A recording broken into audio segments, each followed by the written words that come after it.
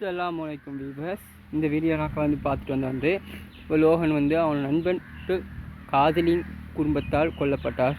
அதுக்கு பின்னால் தமிழ் படிக்கும் மாணவன் ஒருவர் சிங்கள ஸ்கூல் கல்வி கற்றுக்கொண்டு வரும் அந்த சந்தர்ப்பத்தில் அவங்களே இந்த எசிட் போன்ற பொருட்கள் இதுக்கு போய் இந்த விஞ்ஞான ரீதியாக கற்றுக் கொடுக்கறதுக்காக வேண்டி கெமிக்கல் பொருட்கள் வைத்து கொண்டிருப்பார்கள்.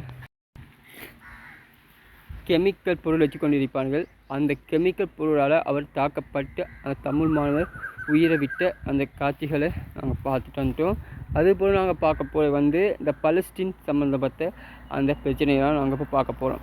அந்த பலஸ்தீன் சொல்கிற நேரத்துக்கு எல்லாருக்கும் விளங்கிக்கு அதிகமாக இந்த அரபு நாடுகள் ஒத்துழைச்சிக்கிறாங்க. அரபு நாடுகளும் இந்த துரோகம் செஞ்சிருக்கிறாங்க பலஸ்தீனுக்குன்னு சொல்லி ஒரு கதை ஒன்று போய்கொண்டிருக்கிறது. இப்போ பலஸ்தீன் மண் எவ்வளோக்கு அரபிகளுக்கு முக்கியம் என்று,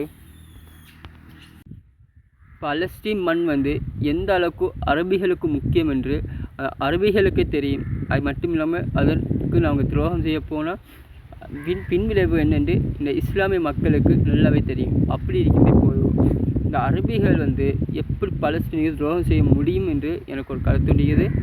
அது மட்டும் இல்லாமல் இன்னொரு பக்கம் பார்க்கறதுக்கு இந்த பலஸ்தீன் மக்கள் அநியாயமான நோன்பு காலத்துலையும் கூட அவங்களுக்கு நோம்பையும் கூட நொற்றம் இல்லாமல் போன நோன்புக்கு இப்படியா இந்த நோன்புக்கு இப்படி தான் அவங்கள அழிச்சுருக்காங்க. அவங்கள வாழ்க்கையை அழித்து கொண்டிருக்காங்க. மிச்சமாக பெண்கள் குழந்தைகளை பார்த்து இஸ்ரேல் நாய்கள் கொண்டு குமிச்சு கொண்டிருக்குது. இந்த இஸ்ரேல் நாய்களை என்ன செய்ய வேணும்? அவங்களுக்கு அழிவு நெருங்கிட்டு அவங்க தொடக்கம் நினைச்சிருக்காங்க. ஆரம்பம் இனிமையாபோது முடிவு அவங்க பார்க்க போகிறாங்க. அதில் ஜெயிக்க போகிறது பலஸ்தீனா. இது அவங்களுக்கு தெரிஞ்சிருந்தா அவங்க இந்த யுத்தத்தை தள்ளி தான் போடுவாங்க. இதங்க அவங்களுக்கு தெரிய போகுது. அவங்க இப்போ பலஸ்தீன் மக்களை எந்த அளவுக்கு கொடுமைப்படுத்துனாங்களோ அதை விட டபுள் மடங்காக இஸ்ரேல் அனுபவிக்க போகிறாங்க. நாடு கடத்தப்பட்டவர்கள் மற்ற நாடுகள் குடியிருக்கிற பலஸ்தீன் மக்களை அவங்க வெளியே விடுறதுக்கு யோசிக்கிறாங்க. அது மட்டும் இல்லாமல் இதில் அமெரிக்கா டபுள் கேம் ஆடுது. பலஸ்தீன் மக்கள் சப்போர்ட் பண்ணுற மாதிரி இருந்து இன்னொரு பக்கம் இஸ்ரேலுக்கு ஆயுதங்களை கொடுத்து கொண்டிருக்கும் அமெரிக்கா ஒரு நாள் காணாமல் தான் போக போகுது. அது மட்டும் இல்லாமல் இங்கே இன்னும் அவங்க பலஸ்தீனை அழிச்சிட்டா அங்கே போராட மக்களே இல்லைன்னு நினச்சிட்டு மற்ற நாடுகளில் இருக்கும் முஸ்லீம்களையும் கூட அவங்க கைது பண்ணி கொண்டிருக்கிறாங்க. உதாரணமாக அமெரிக்காவில் இருக்கும் பலஸ்தீன் போராடி மாணவர்களை அவங்க கைது பண்ணிக்கிறாங்க. இஸ்ரேலில் இருக்கும் பலஸ்தீன் போராடி மாணவர்களை அவங்க கைது பண்ணிக்கிறாங்க. அதுபோல் பல நாடுகள் இஸ்ரேல் பக்கம் சப்போர்ட் பண்ணுற நாடுகளில் இருக்கும் முஸ்லீம் மாணவர்கள் பலஸ்தீன் போராடி மாணவர்களை அவங்க கைது பண்ணி கொண்டு இருக்கிறார்கள்.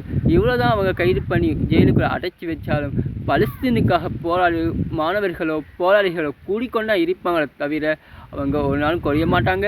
அது மட்டும் இல்லாமல் நெதர்லாந்து சிரியா போன்ற நாடுகளையும் இஸ்ரேல் கைப்பக்கம் வச்சு கொண்டு இருக்கிறது. இன்னொரு பக்கம் இங்கே ஈரானுக்கு மேலே தாக்குதல் பண்ணுறதுக்காக வேண்டி இஸ்ரேலும் அமெரிக்காவும் கொஞ்சம் யோசிக்கிறது. அதுக்கு காரணம் அது பின்னால் இருக்கிறது ரஷ்யா பின்னால் இருக்கிறனால அவங்க இந்த ஈரான் மேலே தாக்குதல் மேற்கொள்வதற்காக பயந்து கொண்டு இருக்கிறது.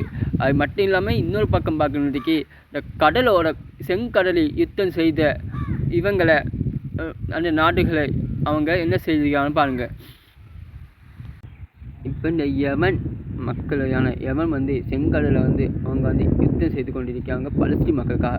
அந்த நேரத்தில் யமன் இருக்கும் மக்கள்களை இஸ்ரேலும் அமெரிக்காவும் தாக்கி கொண்டே இருக்கிறாங்க.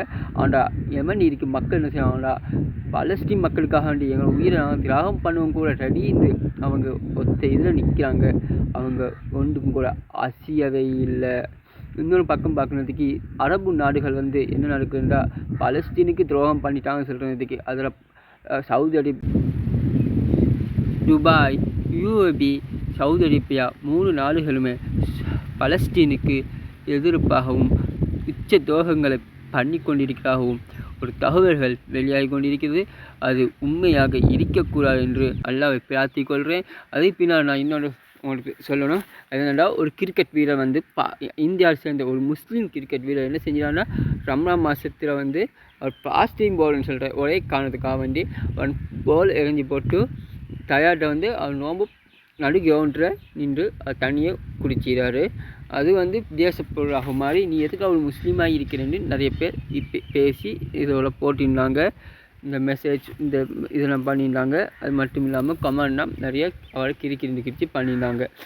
அதே இதில் வந்து இந்த பாகிஸ்தான் சைடு ரெண்டு பேர் வந்து என்ன செஞ்சாங்கன்னா, என்னதான் இந்தியாவும் பாகிஸ்தானும் எதிரியாக இருந்தாலும் அந்த முஸ்லீம் சொல்கிற இதில் அவனும் நம்ம மாதிரி ஒரு முஸ்லீம் தானேன்னு சொல்லி இதுக்காக வேண்டி பாகிஸ்தான் வீரர்கள் 2 பேர் என்ன செஞ்சுருந்தாங்கன்னா, அப்படி தொடக்கிறதுக்கு வாய்ப்பு இருக்குது, வழி இருக்குது, அல்ல நோம்பு இப்படி கஷ்டப்பட்டு பிடிக்க சொல்லலை என்ற கருத்தையும் அவங்க வந்து முன்வைத்திருந்தாங்க. அது வந்து சில ஆட்கள் வந்து இந்த நோன்பை பற்றி சரியான கருத்து வருவதை அவங்களுக்கு ஒழுங்கான முறையில் தெரியாத பட்சத்தில் இப்படி கதைக்கிறவங்க இருக்கிறாங்க. அதனாலேயே அவங்கள செய்கிறாங்க. ஆனால் இவங்க 2 கழித்த கதை வந்து இந்த நோன்பு பற்றி ஒழுங்காக தெரியாமல் கழிக்கிறவங்களுக்கு சரியான பாயிண்ட்டாக. அது மட்டும் இல்லாமல் அவர் இப்படி பப்ளிக்காக நோன்பு திறந்து ஒளிமகமாக வீட்டுக்கு திறந்திக்கலாம் என்றும் என் கருத்து இருக்கிறது. அஸ்ஸலாமு அலைக்கும். நான் உங்கள் ஃபஸ்லோ.